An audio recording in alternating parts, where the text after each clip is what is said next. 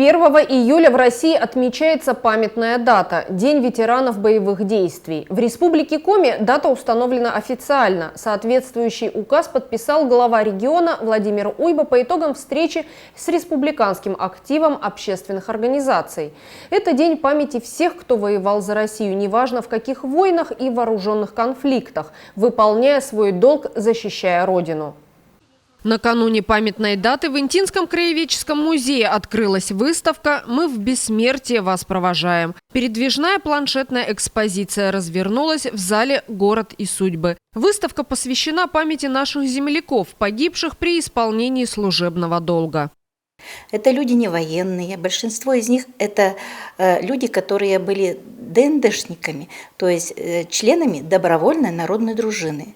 А профессиональный свой долг милиционера исполнил Кулешов Сергей Васильевич. Это человек, который избрал свою профессию – защиту жизни, правопорядка в нашем городе Инта. И при выполнении своего служебного долга Сергей Васильевич погибает. Примерно в тех же масштабах действовали и рядовые граждане, работники ДНД, добровольная народная дружина, которая в свободное от работы время защищала спокойствие и правопорядок на улицах нашего города. Сергей Васильевич Кулешов, капитан милиции, погиб при задержании вооруженного преступника, совершившего побег. За мужество и отвагу, проявленные при исполнении служебного долга, награжден орденом Красной Звезды. Интинский горисполком присвоил Кулешову звание «Почетный гражданин города Инта» посмертно. В советские годы государственным правоохранительным органам в охране общественного порядка огромную помощь оказывали добровольные народные дружины. Они патрулировали улицы, следили за порядком в общественных местах. В случае правонарушения они имели право задержать человека и доставить его в отделение милиции для разбирательства. А в 1974 году получили право составлять протоколы о нарушении порядка и проверять документы. В законодательстве была предусмотрена административная ответственность за неповиновение распоряжению дружинника. Баев Валерий Васильевич – это человек, который приехал, молодой человек, который после армии приехал к нам в Инту работать на шахте. И поскольку молодой, энергичный, позитивный человек, то, естественно, является членом добровольной народной дружины. Так, охраняя порядок на поселке Южном, он вступил в поединок с пьяным человеком.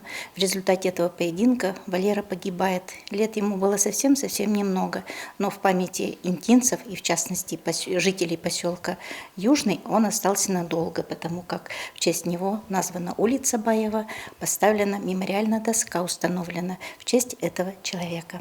Часть выставки посвящена семье Кузиных – отцу, сыну и 2 внукам. Старший Александр Павлович работал внештатным сотрудником, участковым полномочным инспектором Интинского отдела милиции. Дружинник погиб накануне Международного женского дня.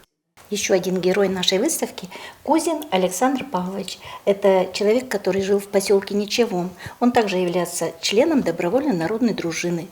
И вот, находясь на своем боевом посту 8 марта в селе поселке Ничевом, он просто сделал замечание одному пьяному посетителю концерта. Но в результате произошло неприятное очень событие. Этот пьяный, слегка ошарашенный, озверевший Филиппов застрелил Александра Павловича. У него остались дети. И дети продолжили дело, начатое отцом, но теперь уже в роли профессиональных работников милиции. Так, Кузин Виктор Александрович – это его сын, который работал в милиции, посвятил всю свою жизнь работе в милиции. Он был в командировке в Чеченской Республике, выполняя также свой долг. И продолжили дело, начатое дедом, его внуки, в частности, Кузин Александр Викторович и Кузин Михаил Викторович. То есть дело, начатое дедом, живет и продолжается до сих пор. Сотрудники Интинского краеведческого музея приглашают горожан на выставку. Экспозиция будет работать до конца следующей недели.